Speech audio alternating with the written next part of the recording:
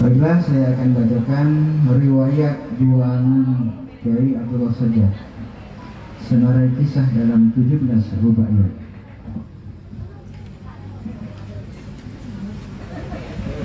Wahai pemirsa, mari berlarut di dalam khidmat, menyimak kisah pejuang kita, Kiai Sajjad.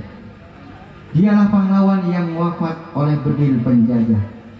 17 bait untaian dalam rubaiyat.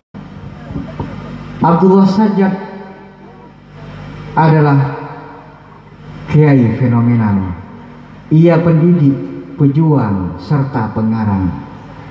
Putra Kiai Syarqawi dari Nyai Maria, layak ditiru, tekadnya jadi suri teladan.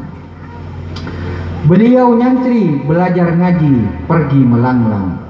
Dari Guluk-Guluk mengelana ke Kademangan, mengaji pada Syekhona Khalil bin Abdul Latif, lantas dilanjut ke Tebu Ireng, lalu ke Buduran. Daerah Late adalah mula tempat berpindah. Itulah tanda dimulainya awal berhijrah. Demikianlah pengembangan yang pertama kali. Pemekaran pondok terjadi di An-Nokoyah. Kiai Sajjad adalah tokoh ulet dan tangguh. Giat mengajarkan kitab nyaris sehari penuh. Hanya rehat di awal malam dan akhirnya saja. Mulang Al-Quran sehabis maurib dan subuh. Sikap merakyat bermasyarakat adalah sifat.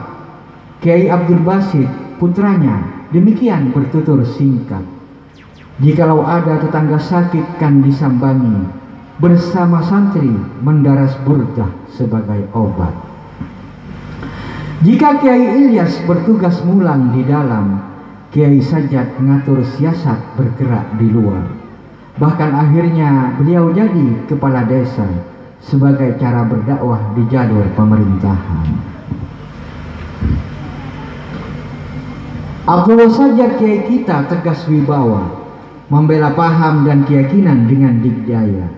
Terhadap orang yang melecehkan tak akan gentar, silang pendapat, beradu dalil, dan wawan sabda. Bahkan Fususul Hikam karya Muhyiddin Ibnu Arabi beliau baca, mempelajari, juga menanggapi. Itulah ciri alim ulama yang bijaksana, tidak antipati tapi berhujjah dengan akli dan nakli. Bala tentara Belanda datang kembali tahun 47, 2 tahun pasca proklamasi. Kiai Ilyas menyerahkan Laskar Sabilillah pada Kiai Abdullah Sajjad, jadilah pengganti. Dibantu oleh Kiai Khazin sang kemenakan, Kiai Sajjad mengatur taktik di medan perang. Namun karena Laskar terdesak oleh Belanda, santri terancam, pondok pun dikosongkan. Kiai Ilyas mengungsi ke Perca di Guluk-Guluk. Kiai Sajjad bersembunyi di desa Kardulu. Dengan pengikut para santri yang mengiringi, atur strategi takkan menyerah, mengaku takluk. Selama 4 bulan beliau di pengungsian, tersiar kabar bahwa Guluk sekarang aman.